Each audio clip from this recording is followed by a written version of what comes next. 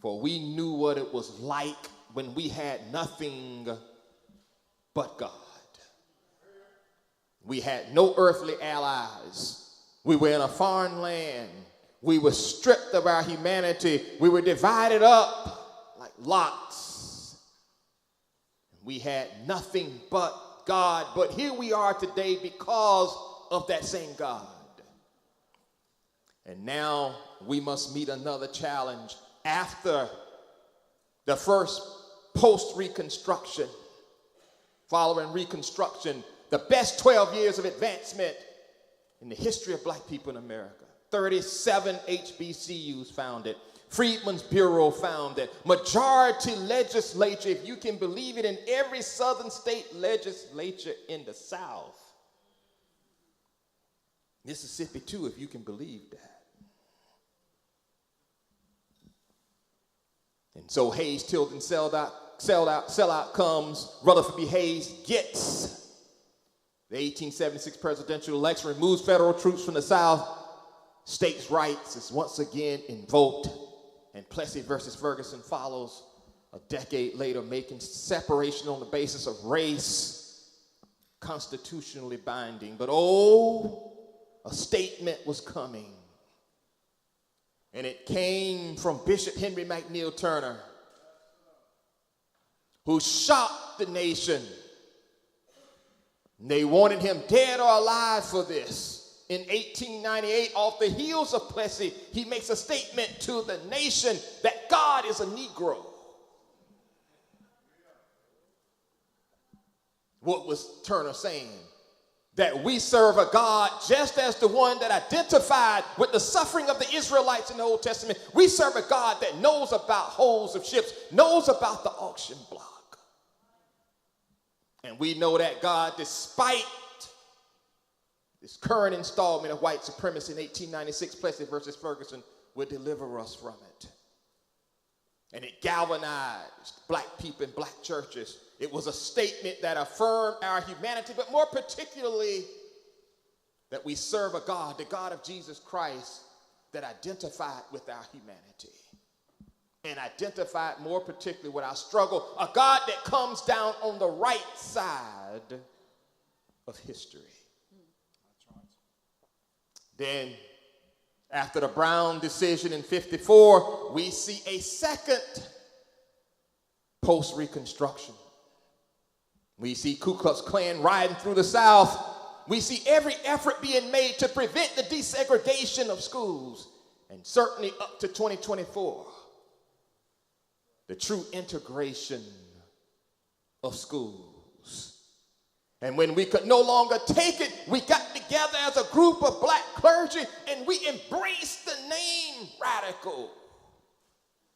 Something that white folk told us to run from nowadays. We run from radical, we run from militant. Radical black clergy, they call themselves. They framed a statement and got the New York Times to publish it July 31st, 1966, saying that we as a group of concerned radical black clergy are concerned about the direction of this country racially. And they made the distinction between conscienceless power exemplified in white lawmakers and in white ministers still preaching a doctrine of white supremacy from a biblical standpoint. Conscienceless power versus powerless conscience, exemplified in those of the two-thirds world, the poverty, the stricken, those who have no voice.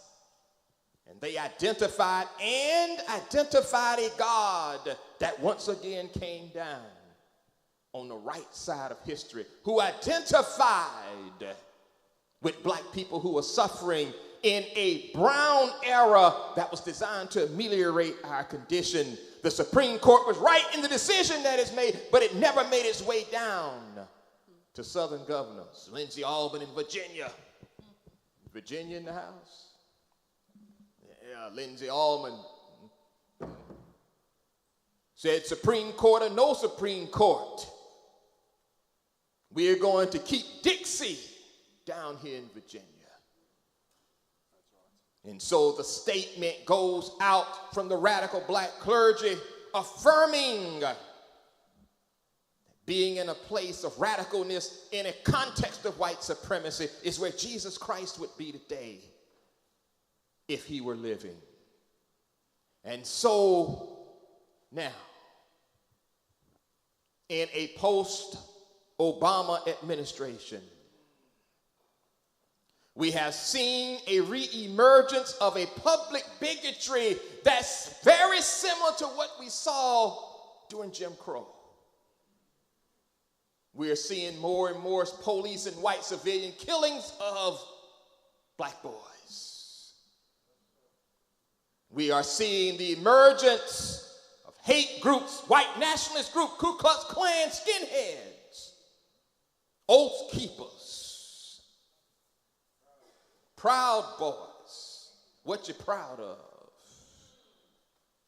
Proud of affirming your white supremacist leanings and at the same time say that you're trying to forge a new America in a post-racial society.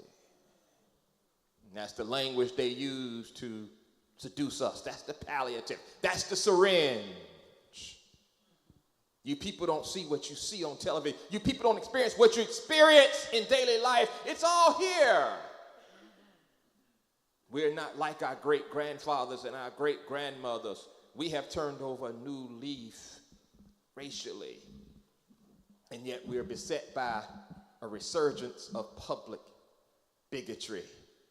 The removal, DEI, the removal of affirmative action, using critical race theory as a bogus wrecking ball to forge a post-racial worldview.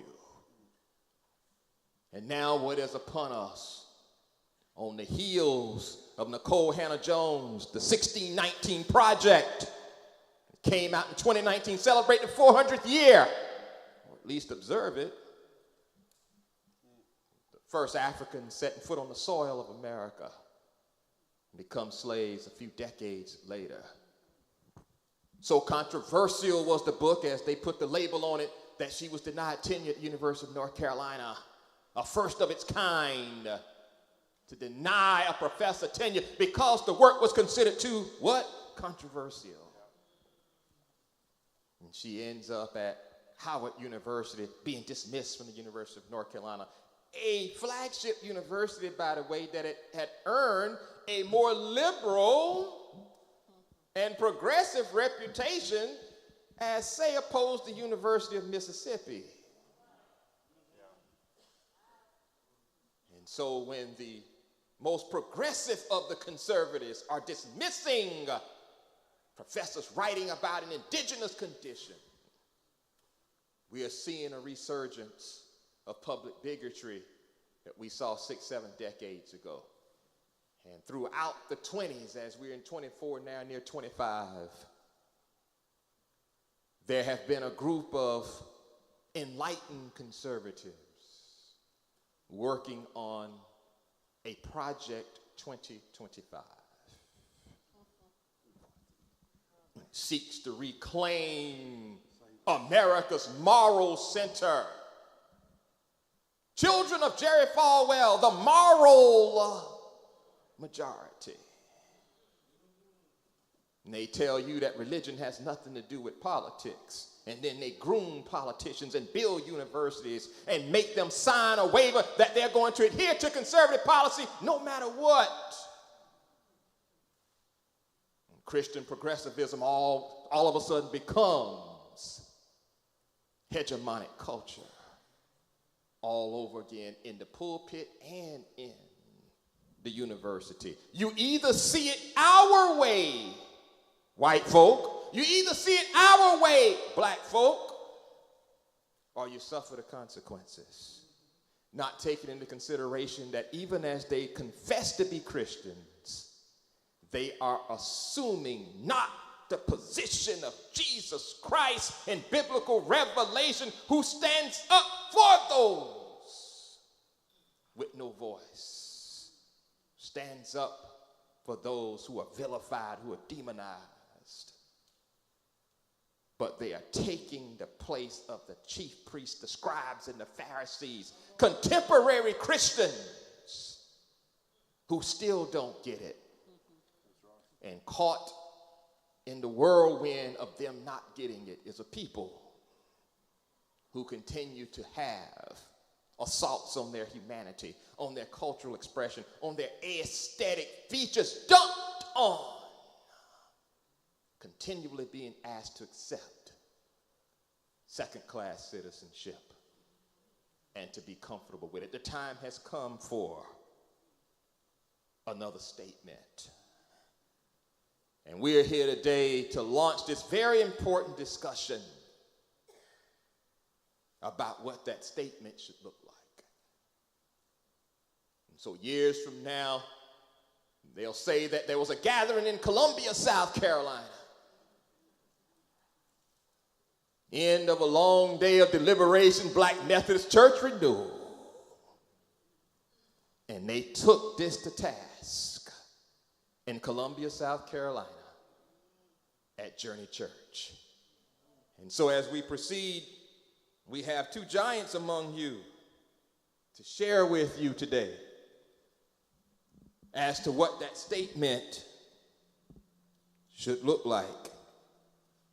And so, being the obedient Christian you've known me to be, I follow in the tutelage and guidelines of Reverend Amiri Hooker as we begin this conversation. Two people you know very well, of course, Bishop George Rivas in South Africa. Certainly no stranger to oppression, European oppression, apartheid, Portuguese oppression, Dutch oppression.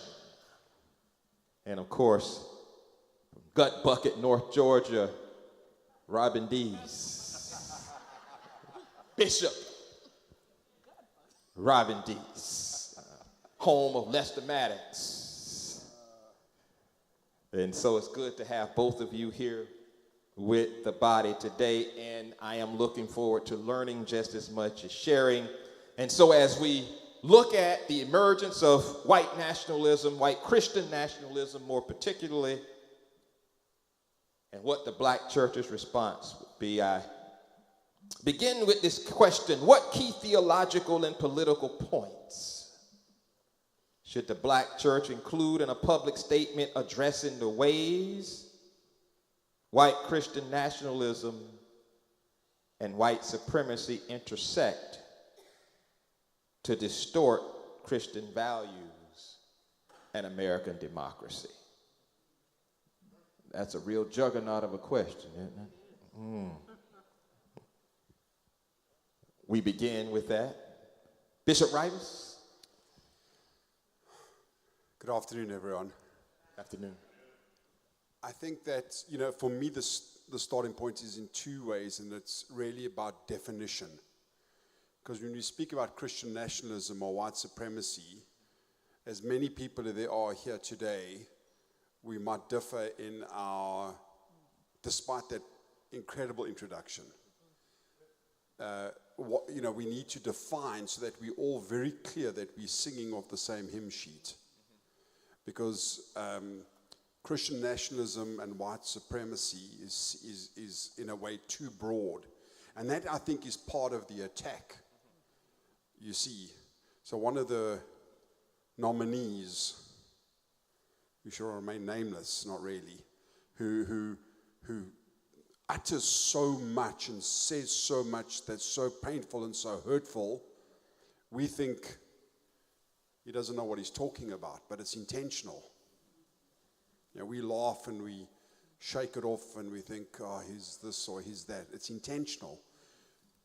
Because the more there's out there, the more the implication is to try and confuse. But we are not easily fooled or confused. But we have to be clear about the definition where we start with. And I think if we're going to do a paper, we need to be clear and of one mind what Christian nationalism is in a succinct way that we can teach our kids because they're learning off TikTok and off Facebook and of what is the church saying in terms of its definition. The second is, and I don't know what the right word is, but white supremacy in a way, when you speak about supreme, gives it power. And I wish we could find another word. Because just saying that makes me feel sick to the pit of my stomach. I know that's the word, and it is what it is.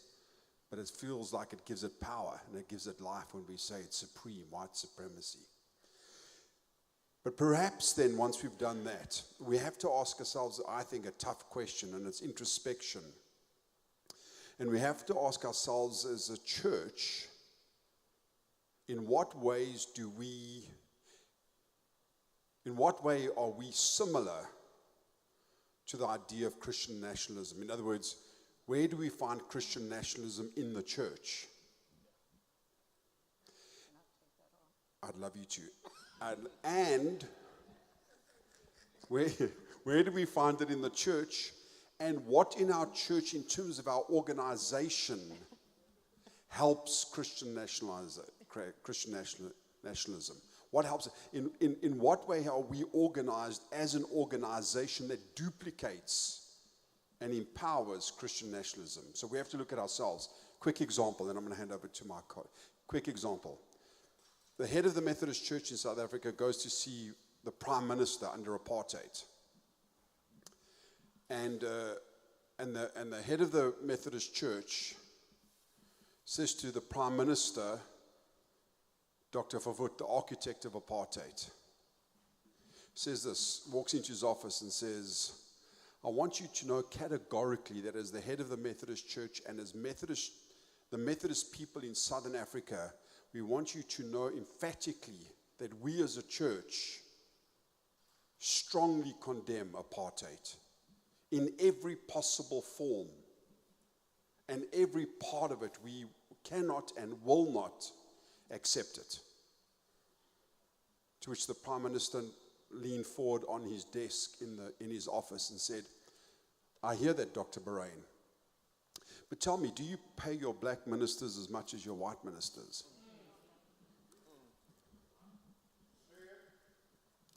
To which he said, no. He said, and tell me about the medical. And tell me about their life insurance. And tell me about where they get stationed. And tell me about their retirement. Can we talk about those things right now in the Methodist Church that exist between your black ministers and your white ministers? To which he said, as the head of the Methodist Church, I apologize. I'm embarrassed. Because we do not pay our ministers the same.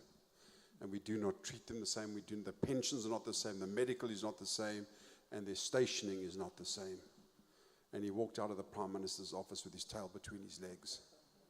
Because the church, in a way, represented the government and nationalism. In fact, the church represented Christian nationalism in its structure, in the way it treated people, in the way it viewed people, and in the way it valued people.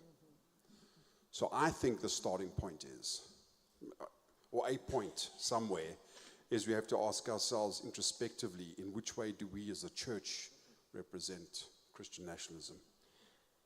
Thank you. And thank you, Doctor, for setting the stage. I think we need to write our own Project 25. I just do. That the minute something like that is put before citizens, we should be ready to counter that. I'm just, it's always about being proactive, and we've always been reactive. But another place to start, I don't even think we can do that until we can address the issue of the American flag in the pulpit. That's in black churches. And many of our black churches still have a blonde-haired, blue-eyed Jesus hanging on the wall. Talk on that. Talk on that. I go in and I see him and I'm like, what the? I'm not going to swear. I promise you. And I'm serious about that, which means that we have to do the internal work of post-traumatic slavery disorder. We also have to do the work of dismantling the notion or the belief or the understanding that many of us support white supremacist ideas and ideals. We perpetuate it ourselves, we uphold it ourselves. We don't speak to it. And believe me, and I'll give you a good example. Black History Month as a pastor, and a black woman comes up to me. God was for all people. Why are we having Black History Month? That was from a black woman in her 80s, sharecropper. And that's what we're dealing with. And we have to deal with the African Americans in our churches who say, you with those dreads in your hair, you will never be my pastor. That's right. That's our people. That's the internal work that we have to do. We have to educate over and over again. We have to interrogate the scriptures. So there is, and hear me, I'm passionate about this because I love my people. And you know, the higher you go up, the more demons you see, the more white supremacy that is there. My friends, it is real. And we have to address it and help our people in our communities understand what political violence is. Redlining is political violence. That gentleman shooting that gun into those Democratic campaign offices, all of that political violence that is going, and it's subtle many times. And then there are other times where it is very blatant, and we don't address it, and we don't give attention to it, and we don't talk about it. And hear me clearly, you get tired. The late Reverend Angelina Jones Simmons said to me, and I was a young whippersnapper then, and I was saying, we need to march, we need to fight. She said, sometimes you get tired of fighting. You do, and I understand that. And I talk to people who have been in this struggle, and this is what I've learned. They said, no matter how much we fight, they won't change. But we need to change in so many ways. Because you know that whatever you practice, you get better at. And that includes deceitfulness. And they practice this day in and day out. I'm going to give you another example, and I'm going to move on. When the merger happened of the United Methodist and became the United Methodist Church in '68, the Good News magazine was created. How many of you even know what the Good News magazine is? But it was created. And just a couple of months ago, post-disaffiliation, they said, we are ending this magazine. We're no longer publishing it. That was white supremacy, doing everything they could to try and destroy this denomination. White supremacy, Christian nationalism.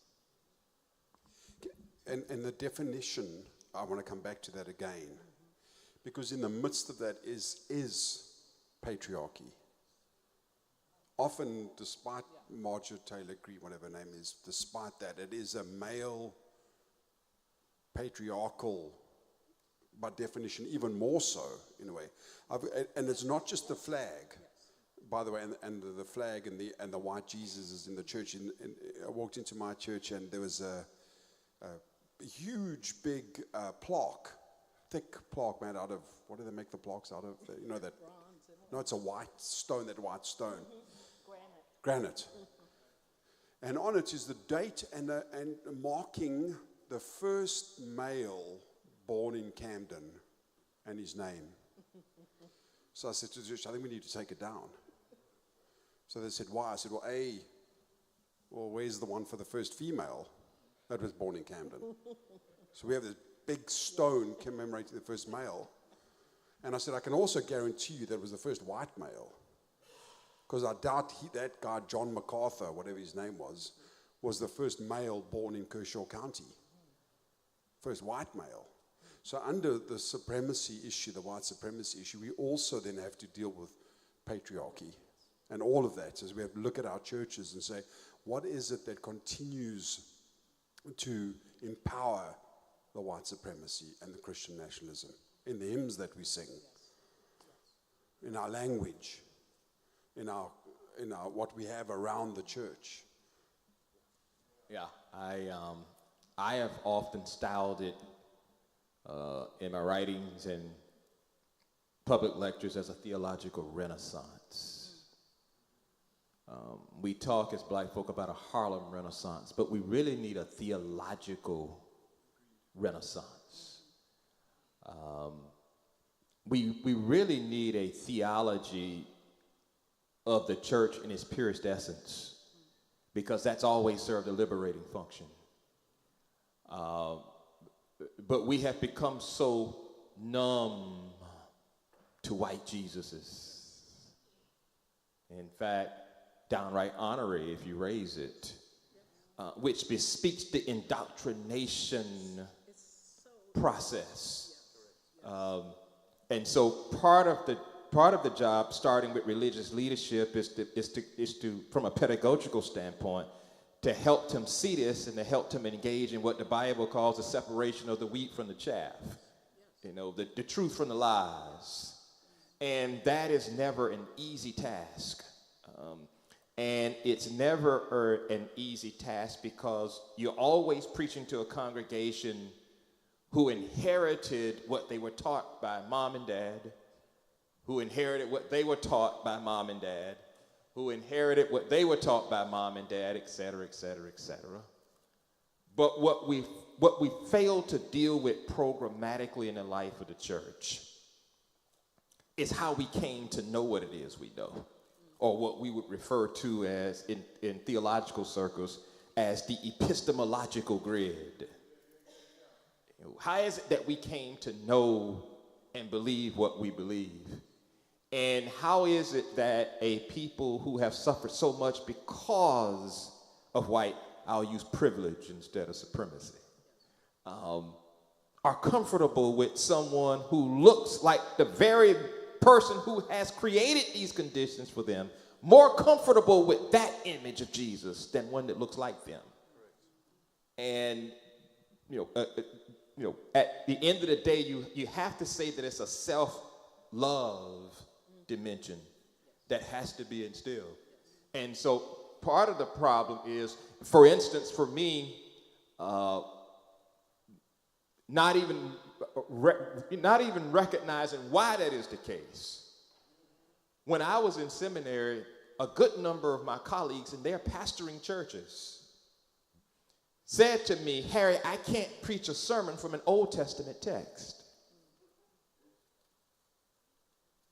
And so the history of that is that when we first got exposed to the Bibles as slaves, it wasn't a complete Bible. Not only was it not the full New Testament, but it was only the parts of the New Testament that seemingly condoned slavery. That was our first foray into biblical revelation. And it was hammered into us Sunday in and Sunday out. And even though we tried to resist when we were made to go to church on the plantation, as the old saying goes, association breeds assimilation. And so even after you leave the day, none of you will never be the same again, conscious-wise, because of this event. And they couldn't preach one in the 1990s from an Old Testament text because they maintained that the Old Testament was now nullified by the coming of the law. But that's not the real reason why. The real reason why is because we were not allowed to read the Old Testament, because in the second book itself, it chronicles of people leaving slavery and doing what? Going to freedom. Well, you can't teach that, slaves. You can't let slaves read that. David and Goliath, a prohibitive underdog defeating a prohibitive favorite. Well, you can't let slaves see that. You can't let slaves see about Samson killing 1,000 Philistines by pulling 2 pillars together. That entails too much defiance. That's why they can't preach a sermon from an Old Testament text, because it hadn't been a part of our Christian indoctrination. That has to be a part of the deconstruction process going forward. We have to be able to get at the roots of the whys so that we can be able to effectively teach our people why I'm about to preach this sermon from an Old Testament text. Don't just lift it up and preach it. Tell them why it's important to preach from the Old Testament and the history behind why we were denied the Old Testament. Namely, to keep us from thinking more of ourselves, to chart a course for freedom for ourselves moving forward. And so as we move forward with this statement, then the question becomes, what specific strategies, pragmatically, do we zero in on, do we focus on moving forward relative to not just the statement, but the pragmatic activity that ensues from the statement? I think we have to ask questions around leadership. Because ultimately, everything rises and falls on leadership. In a sense that we won't go anywhere unless we led in a specific direction. And our leadership, and this is a generalization, if our leaders aren't committed to this process, in word and in deed, whether we like it or not, we will not go anywhere. Yes. We won't. And so the education of our leaders, who it is that we put in leadership positions, who it is that teaches on leadership. See, because right now, when we teach on leadership or we lecture on leadership, it is so broad. It's like John Maxwell's 5,700 ways to lead.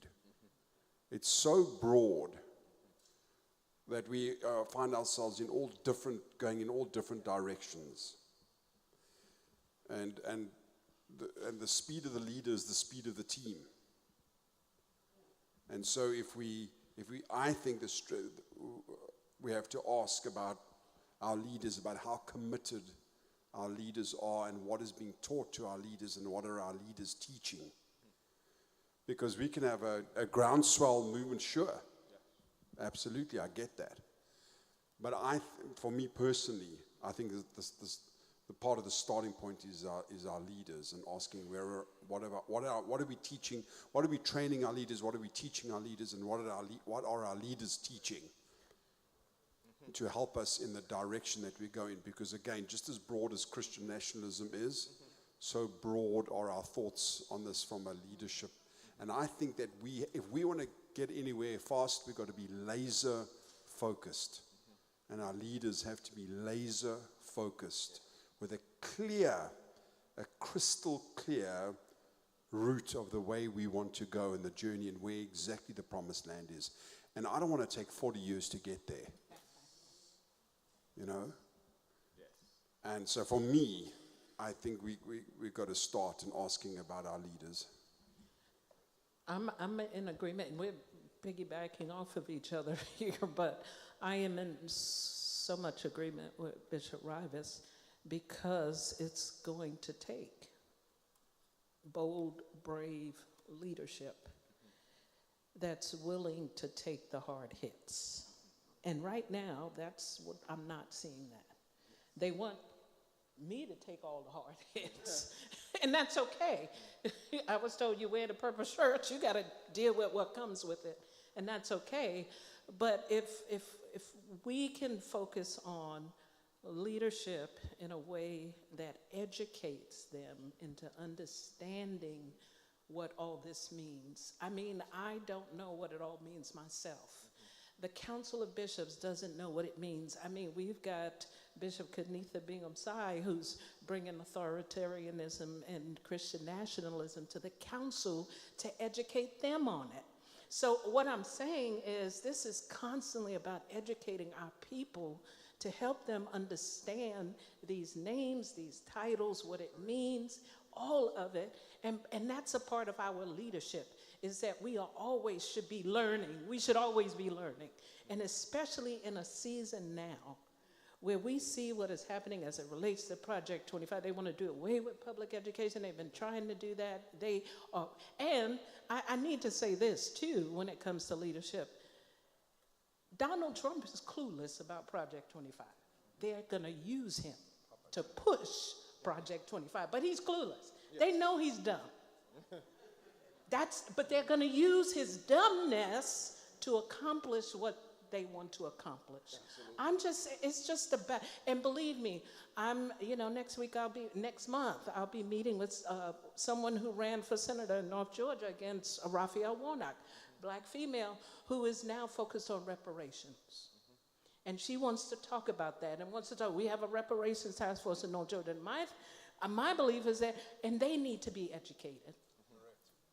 And they need to understand what their work is. And don't get me wrong, I'm not saying they don't know, but there's some white people sitting on that task force. Yes. And so I need her to come in and help us move the needle on that. Mm-hmm. So there's practical things, my friends, that we can do together. And it's okay if you don't know, because we got folk who do. Mm-hmm. And don't be intimidated by someone who might know. I mean, that's the only way you're going to learn, is say, I don't know, I need to know more. Mm-hmm. As pastors, as laity, because our children, I'm looking at the future and what it means and what all of these decisions that are going to be made nationally, what it's going to mean for our children. Mm-hmm. And we need to protect them. Yes. Absolutely. And they may look up one day and say, how did y'all let this happen? Yeah. Yeah, they're 10 right. now, but when they're 32, 22 years from now, how did y'all let this happen back in 2024 and 2025? And of course, the Project 2025 wants to do away with the Department of Education. I've only sort of read the Cliff Notes. I haven't even read all of it, but it's education, it's in the Justice Department. The Justice Department. Absolutely. Department of Justice. Of course, those two have been instrumental for us. And in fact, the Department of Justice was started as a means of keeping a watch eye on white supremacists and their treatment of black people. That there was a federal agency that was created for people of color to appeal when they had been severely traumatized by a racial incident. He wants to do away with that. We both know why. They're trying to push this post-racial worldview. These things don't happen anymore. Maybe in the 1960s when you had Dr. King and Fannie Lou Hamer marching, but not now. And so the problem with that is that from a leadership standpoint, we're not preaching enough that this is a clever ruse, that this is an ideological ruse, the latest installment of white privilege's attempt to serve as a palliative to black aspiration and black advancement. And of course, they want to do away with the Department of Education, because what they want to do is do away with the public education system altogether, where our kids already are and getting the short end of the stick in terms of funding, and they want to take federal tax dollars and give them to wealthy white families to pay tuition for private schooling for their children. And the state Supreme Court in South Carolina just a few weeks ago, to my surprise, pleasant surprise, voted that to take public school dollars or school dollars earmarked for public schools and give them to parents to pay for private school tuition was unconstitutional. Because public schools are already suffering. And of course, the narrative that's not being discussed is that these white teachers are rooting our kids, and these white administrators are running our kids out of the public education system. And they're getting frustrated with it, and they're dropping out at alarming rates. And what are they going to be able to do when they get out? Be a laborer for some white conglomeration, Walmart, $610 billion a year. Sam Walton. And $610 billion then becomes even more of a maximum profit when you're still paying people a minimum wage that's only raised $4 in 47 years. It was $3.35 in 1979. And it's only $7.25 now. Malcolm X called them slave jobs, slave wages. And part of that education, too, Yes. is for our kids to be formally trained and educated so you don't have to subsist on slave jobs knowing you can't feed your family off of it, because that breaks up black families. And you won't be able to feed your family off of it. And then we end up getting a second job, third job. And then, we tell our kids, well, go get a job. There are black people who have 3 jobs right now. There are black people who got 4 jobs right now. But they need all 4 of them to make ends meet. What we need to talk to our kids about are career opportunities. That's what they don't want to hear us talking about. They want to hear us talking about go get a job. Working for them as laborers. I won't even get into the NIL and NCAA and that big time money. They just signed a $32 billion deal with ESPN. And 70-80% of the people running up and down the football field on Saturday afternoon at Ole Miss and Carolina and North Carolina and Georgia are our sons. And they give them $50,000 here, $6,000 here. Like they always say, oh, that's a huge paycheck there. Y'all ought to be happy. That's, they think we're stupid. They tell us you got $3,000 in the bank. Oh, that's a pretty good penny. And they playing with $1 million, $2 million in the stock market alone. Yes. Tell us we got $3 million in our retirement, we doing good. And then laugh at us when they walk off. Yes. And I'm saying all of this within the context of the fact that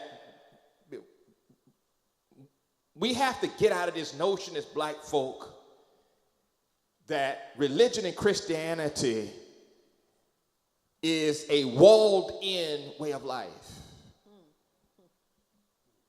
That is some place we go like this place to be religious. But challenging injustice is just as religious as getting your shout on. That's the hermeneutic. That's the corner that we got to turn. Because if those who came before us didn't challenge injustice, we wouldn't be where we are. And I tell my students this all the time. I say, we're not supposed to be at the University of South Carolina, and I'm certainly not supposed to have a PhD in teaching you. I'm supposed to be on a plantation along with you. And I'm supposed to, as an older slave, teaching you how to survive the plantation, because slavery was styled as an eternal institution. And guess which institution styled it as eternal? White ministers every Sunday in their pulpits, getting around. And we spinning around and crooning and tuning. Early Sunday morning he got up with no hermeneutical direction. We know Jesus resurrected. Place that in the context of a people who lived in the bowels of ships across the Atlantic and now are yearning for their freedom. That's the trajectory. And they are sitting in churches in slavery every Sunday saying, God has realized the kingdom in slavery. Manifest destiny every Sunday. This is the kingdom. And it started in our churches. That's why it has been so formidable theologically to get rid of, because it became codified as part of Christian teaching. And this is what we have to understand going forward in light of that. As I ask our panelists, how then do we craft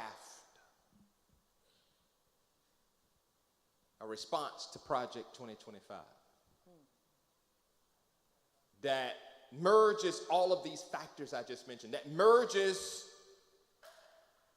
African American and Christian identities, that merge black and Christian identities, such that no stone is left unturned, a broad but well-defined base that allows us theologically to address from its roots the branches of white privilege as they manifest themselves. How then do we craft that statement relative to the merging of indigenous and Christian identities going forward.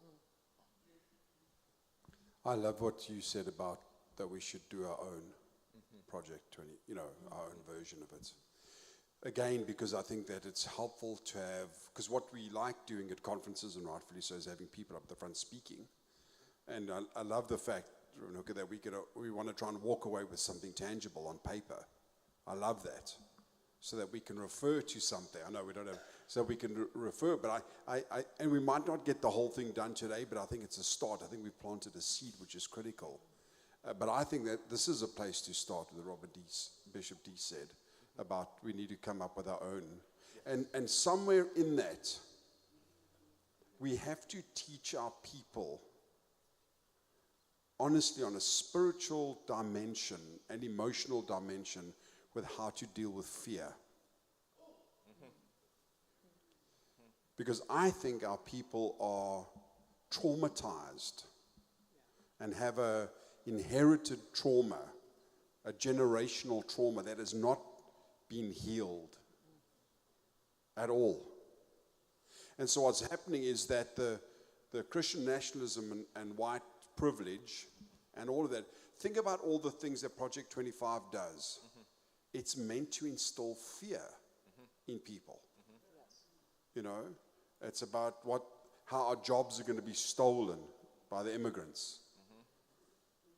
I stole someone's job. Exactly. You know what I'm saying? Absolutely. They eat dogs too. Exactly right. Education, our education, it's all based in it's fear, fear mongering. And we can deal with fear on an emotional, worldly level, but there's a spiritual dimension to dealing with fear. And the white privilege and Project 25 and Christian nationalism. What is Christian nationalism? It's about instilling fear that the Muslims and the atheists and everyone else is going to rob you of this and is going to rob me of that, and our church is going to be taken away, and jobs are going to be taken away, and all the rest of it. It's about instilling fear. And if we can somehow begin to deal with the root of that from a faith-based perspective in this document that Bishop Dees is speaking about, I think we'll go a long way. Because the minute we don't fear it anymore, we don't allow it to master us or to hurt us anymore, because we're scared. We have to deal with that. And in the dealing with the fear, because let me tell you, the fear aspect of it and the trauma and the terror aspect of it, what it's meant to do is to make sure that you never heal of the trauma of racism, of slavery, and the way that you heal from all of that trauma, by the way, is it didn't happen to your generation, so move on. You've never owned a slave, so why do you want reparation? That's an insult. It's an insult. It's an absolute insult. But what it does do is it puts a knife into the trauma that hasn't healed for generations, and it won't while we allow ourselves to be ruled by fear. And the minute we rob them of the fact that we are not scared of them anymore, and we're not scared of what they say, and we're not scared, and we do not live in fear of their threats, something happens, I think, on an emotional and spiritual level. Doug, I think he said it. Yes. But I also want to say this in terms of your question about how do we prepare this document. What would it look like if we had a Dr. Harry? Yes. Or what would it look like if we tried to reach out to the very people who have suffered publicly under white privilege? The former president of Harvard. I mean, and those other female presidents in those schools. What would it look like if we got their take? and their input. And find those persons that we already know have publicly been lynched. And I have heard nobody say anything from the black community about that. I've heard a lot of white people, progressive white people say, but what if we tapped into the very, and right here in South Carolina and North Georgia, we know African Americans who have suffered publicly. Fannie Willis. You know, first of all, she is not a pastor, and she can sleep with whoever she wants to sleep with and not be married to him.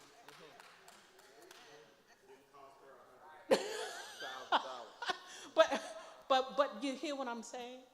And what we have done as black church folk, Christians, have distanced ourselves from her. Because she was dating someone. We took the moral. We thought we were moral. And she's immoral. Right. The moral majority.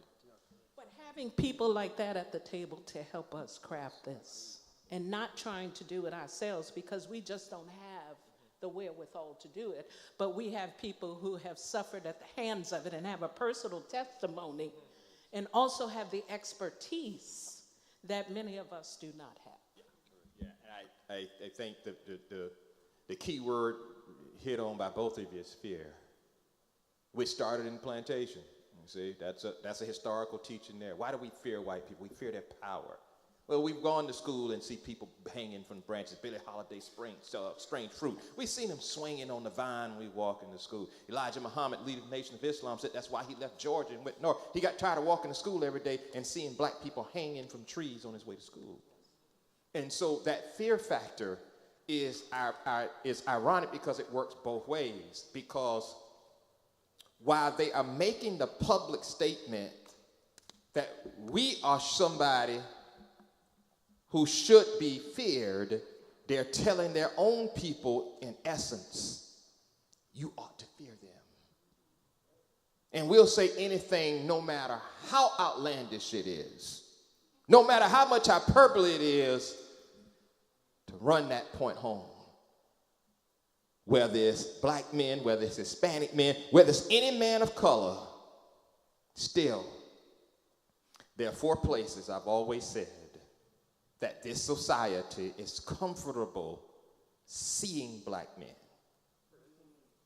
Only 4 places. Yes. On the side of the road, on the fire with the other derelicts.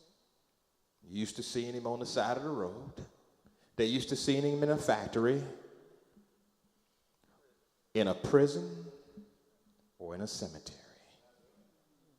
They're not comfortable with us anyplace else. They tolerate us on football fields and basketball courts because that's where they make billions of dollars. But those are the 4 places. And this is not the first campaign that has been run on fear. Richard Nixon did the same thing in 1968.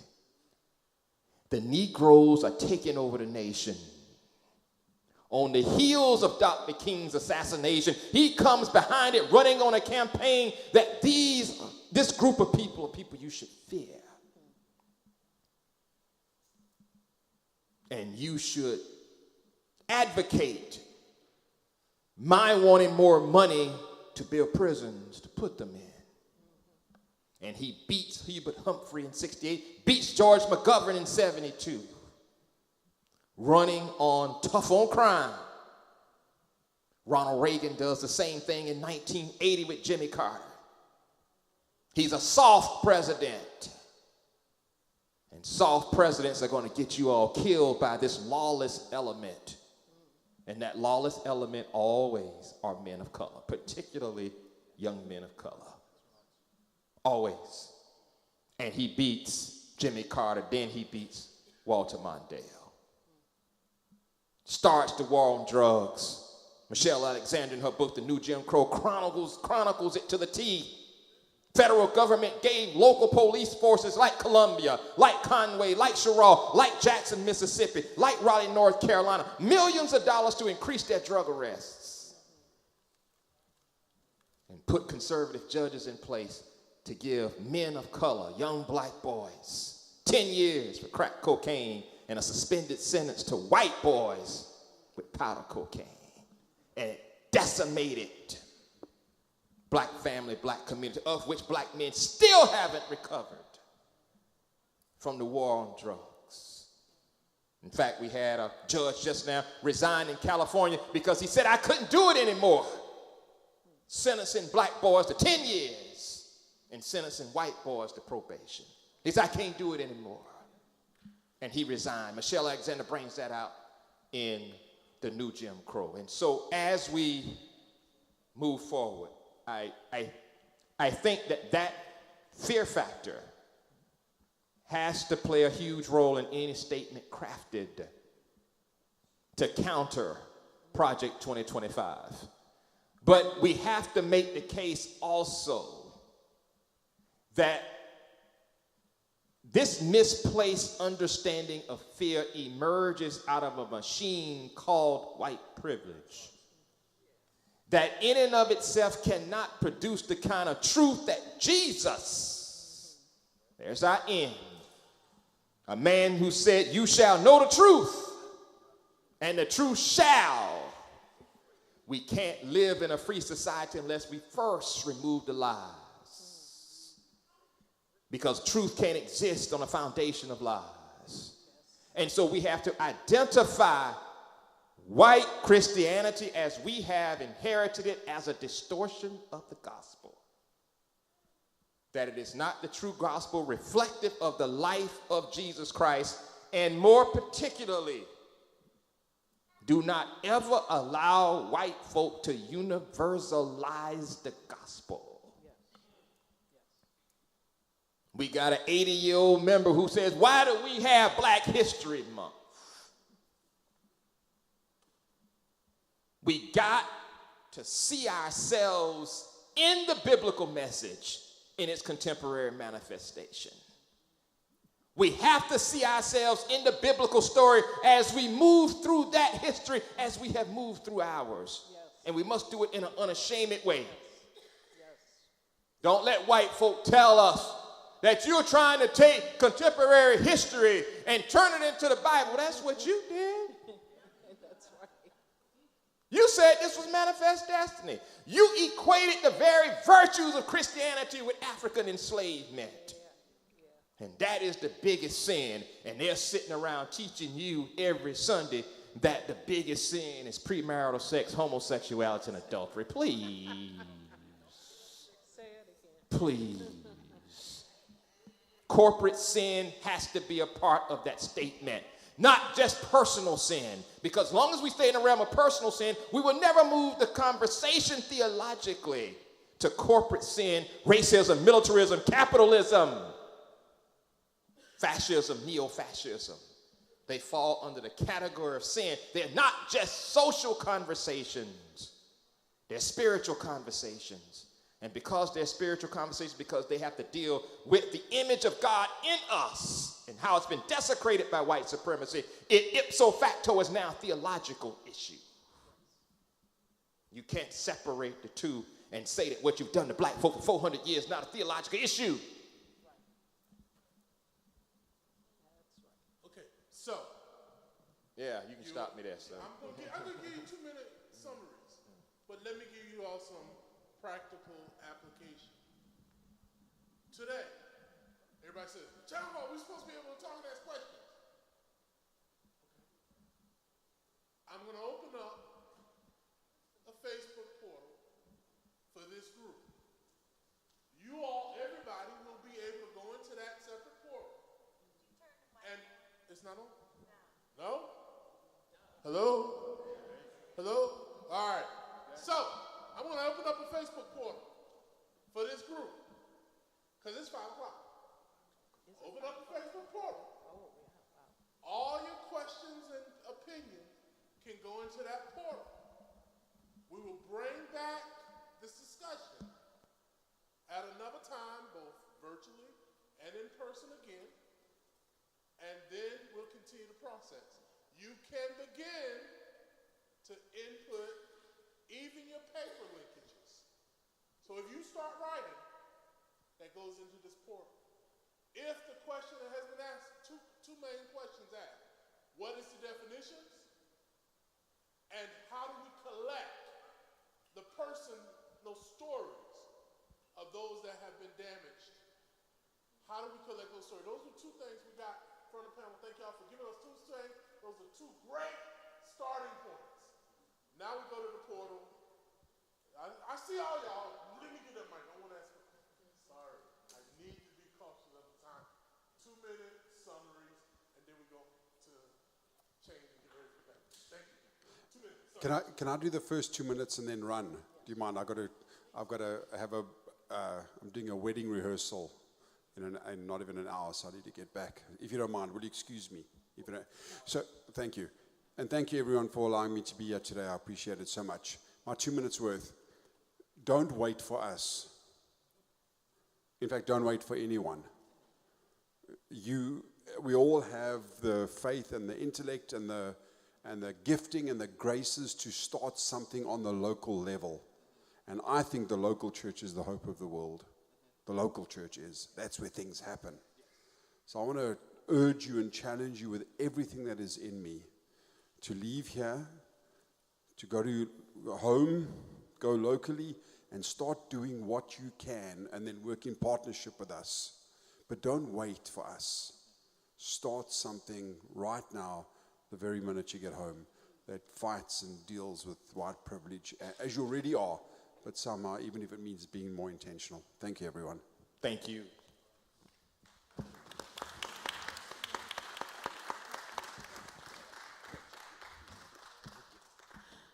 I think as Bishop, thank you, Bishop Rivas. I think read. I mean, there's a lot of writings out there around this, about this. I mean, start a small book club with some colleagues, just as simple as that. Watch some YouTube channels. Go on, there's a host of information out there around, white privilege and, supremacy and, decentering whiteness. And take that bold step by just doing one thing, educating yourself a little bit more about what we're struggling with. And make sure that you read more books than just the Bible. And more than just devotional materials. From a pragmatic standpoint, that's where we're being, because it keeps us, and I say this with the highest love and regard for the church. My mother, used to love to read those daily word devotional books. I just think that from a leadership standpoint, there has to be the insistence that we read something that's going to make us think more. Amen. It's nice to feel reverence in personal relationship with deity. But at some point in time, as the professional wrestler Dusty Rhodes said, I don't know if y'all remember Dusty Rhodes, professional wrestler, he said at some point you got to deal with the dealer. And personal relationship with God is good. But as long as we are considered second-class citizens, personal relationship with God alone is not enough. And that's what Jesus was trying to tell us. That's what God was trying to tell us when God came in the form of Jesus to a poor and despised people. God was trying to send us a message. And then Jesus became their biggest advocate. And they said, oh, you got to go, man. We got to take you away from this world. And so we have misinterpreted, and this could be another point, Brother Hook. We've misinterpreted the understanding of being in the world but not of the world. We think we need to remove ourselves from worldly issues when those worldly issues and decisions affect our lives every day. And then we go to church and turn around and say, oh, woe is us, and sick God on our problem. Let the Lord handle it. And we need a new theology. A theology that's more comprehensive and a theology that is worthy of our destiny. We are a destiny people. No other people on the face of the earth can speak of the hardships and yet be here with most of our minds like black folk in America. Nobody else. Persona non grata. We are not only the salvation of heaven, we are also the salvation of this world. And as we move forward, it behooves me to make sure you understand your place as an African American person in the church relative to realizing our destiny as a people. God did not ever leave us alone and said, "Lo, I will be with you always." No labor is in vain in the Lord. And if we truly believe that and take it to its logical conclusion, that becomes the basis for a liberation hermeneutic where we not only free ourselves, but we free the world from these preoccupations with stereotypes. So truth can enter the world and human liberation can enter. Thank you all for being here and sticking around. I know you want to get back and get ready for the banquet tonight. I am Harry Singleton. I have a few copies of my latest book here. If you want to get a few, it's $25 a piece. I'll be happy to sign one and get you one. You have been a great audience, and as we move forward, this is a crucial moment in our history, and I am convinced 10, 20, 30 years from now, those who gather at similar gatherings are going to say, that group in 2024 that met at Journey Church in Columbia started this. And if they don't recognize, and we still live and stand up in the back and say, we started this in 2024 at Journey Church in Columbia. Y'all have